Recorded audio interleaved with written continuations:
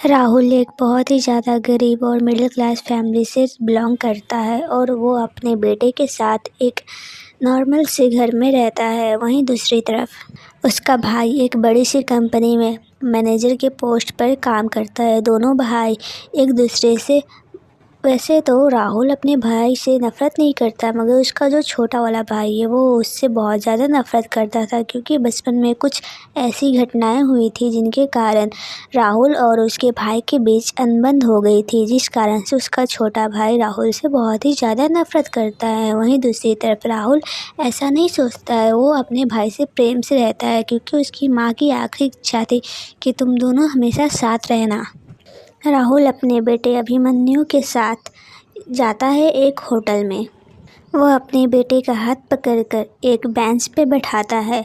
वहीं वो होटल में ऑर्डर देता है कुछ खाने के लिए। वहीं पर एक लड़की आती है और राहुल के सामने बताने लगती है कि मैं इतनी बड़ी कंपनी की मालकिन हूँ, सीईओ हूँ और मेरे मंथली इनकम 1 करोड़ से भी ज़्यादा है और मैं बहुत ही ज़्यादा फेमस हूँ। वो राहुल को बताती है। राहुल ये सब सुन के हैरान कि ये मुझसे क्यों ये सब कह रही है। तभी वो लड़की बोलती है कि तुम मुझे डेट करने आए हो, तुम्हारी हिम्मत की दाग देनी पड़ेगी। एक मिडिल क्लास फैमिली होके तुम मुझे डेट कर रहे हो, तुमने अपना रंग रूप पहनावा देखा है, तुम मेरे लेवल के भी नहीं हो। ये सब कह ही रही थी कि राहुल का बेटा बोल रहा है डेट, क्या आप मेरी मॉम बनोगी। वो खुश हो जाता है और राहुल से पूछता है डैड क्या ये मेरी मॉम बनेंगी, क्या आप दोनों ने डेट करने लाए हो। राहुल बोलता है नहीं बेटा, ये रुको, मैं कुछ बातें क्लियर करना चाहता हूँ मैडम, मैं आपको जानता नहीं हूँ और मैं यहाँ पे अपने बेटे के साथ लंच करने के लिए आया हूँ, ना कि आपको डेट करने के लिए। तभी वो लड़की बोलती है कि ये टेबल नंबर 9 है। तभी राहुल गोल घुमा के जो 9 लिखा है उसको 6 करता है। बोलता है मैडम ये टेबल नंबर 9 नहीं, टेबल नंबर 6 है और टेबल नंबर 9 वहाँ बगल साइड में है। सनाया यह सुन के हैरान हो जाती है कि ये टेबल नंबर 9 नहीं, टेबल नंबर 6 है और वो उसने जितना कुछ अभी कहा था वो सिर्फ एक गलत इंसान के सामने उसने कह दिया, जबकि उसे किसी और के सामने कहना चाहिए था। तभी वो पीछे मुंडी घुमा के देखती है कि टेबल नंबर 9 पे कौन शख्स बैठा है। तब वो देखती है कि वहाँ पे एक बहुत ही ज़्यादा बूढ़े टाइप में एक बंदा बैठा हुआ है। तो वो बोलती है क्या ये मुझे डेट करेगा, इसने अपनी हालत भी देखा है, उससे अच्छा तो ये लड़का है जो टेबल नंबर 6 पे बैठी हुई है। टेबल नंबर 6 वाले लड़के से सनाया इम्प्रेस हो गई थी। तभी राहुल के बेटे के हाथ से एक ग्लास टूट जाता है और वो रोने लगता है। तभी वहाँ का मैनेजर आता है और राहुल से बोलता है कि सर आपने ये ग्लास आपके बेटे के हाथ से ये टूट गया, आपको इसका पे करना पड़ेगा। राहुल बोलता है ठीक है, कितना बिल है। तो वो बिल कुछ ज़्यादा बता देता है।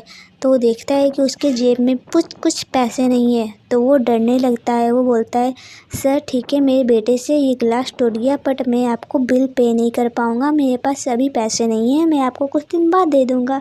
तो वो मैनेजर राहुल पे भड़क जाता है और बहुत ही ज़्यादा गुस्से में आलतू फालतू बोलने लगता है, जिसके कारण सनाया उसे बहुत ही बुरा लगता है कि वो राहुल कितना अच्छा लड़का है, फिर उसे ये सुनना पड़ता है। सनाया सब खड़े होकर देख रही थी। तभी राहुल बोलता है सर मैं कुछ दिन बाद आके आपके बिल का पे कर दूंगा, मेरे बेटे से गिलास गलती से टूट गया। तो मैनेजर बोलता है जब तुम्हारी औकात नहीं होती है तो तुम लोग यहाँ पे क्यों खाने आते हो मिडिल क्लास फैमिली से। वह राहुल के बेटे को तमाचा मारने जाता है। तभी राहुल रोक लेता है और बोलता है सर मैंने कहा ना मैं आपका बिल पे कर दूंगा, आप इस तरह से बदतमीजी नहीं कीजिए। तभी वो मैनेजर राहुल पे और ज़्यादा गुस्सा होता है और बोलता है एक तो तुम मेरा बिल पे नहीं कर रहे हो, ऊपर से अपना एटीट्यूड दिखा रहे हो। ये एटीट्यूड अपने घर छोड़ के आना, तुम जैसे गरीबों को मैं अच्छे से जानता हूँ, मुफ्त में खाना खाने के लिए आ जाते हैं और पैसे ना होने का बहाना करते हैं।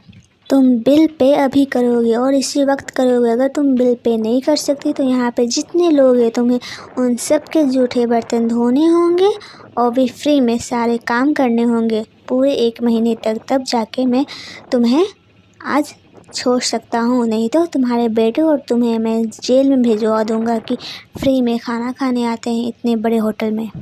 सनाया जो काफ़ी देर से ये सब तमाशा देख रही थी, वो सामने आके बोल रही मैनेजर को, ठीक है, अगर ये तुम्हें बिल पे नहीं कर सकते, तुम्हें कोई हक नहीं है, तुम इनका रिस्पेक्ट ना करो।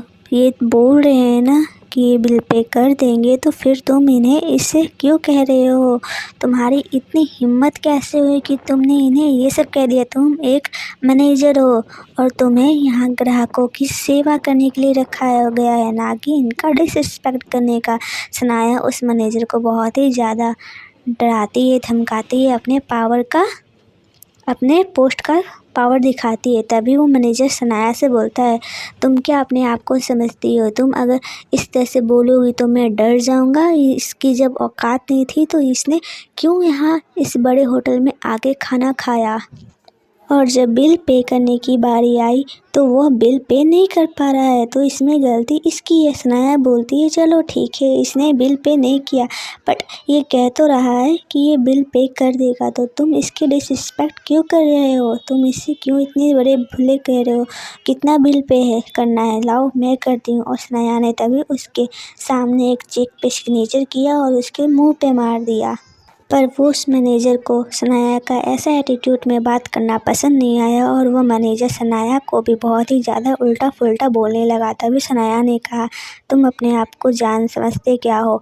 मैं सनाया ग्रुप कंपनी की CEO हूँ। मैं तुम्हें अभी के अभी इस पोस्ट से निकाल सकती हूँ और तुम्हारा ऐसी की तैसी कर सकती हूँ। तुम अपने आप को समझते क्या हो? तुम्हारी हिम्मत कैसे हुई मुझसे ऐसी बात करने में? अपनी लिमिट में रहो। सनाया उस मैनेजर को बहुत ही ज़्यादा धमकाती है और मैनेजर ये सब सुन के कि वो सनाया ग्रुप की CEO है, डर जाता है और सनाया से माफ़ी मांगने लगता है।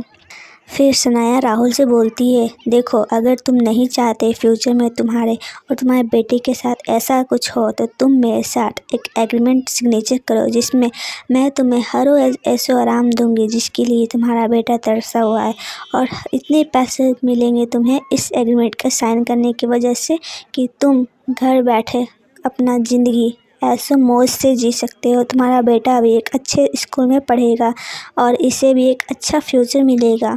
बस उसके लिए तुम्हें एक एग्रीमेंट पे सिग्नेचर करना होगा।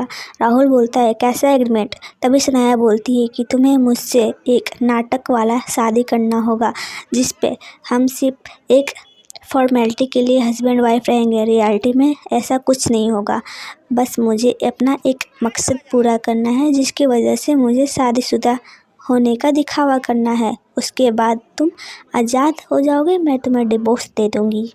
उस बीच मैं तुम्हें इतना पैसा दूँगी कि तुम अपने बेटे के साथ अपनी पूरी लाइफ ऐश मौज से जी सकते हो।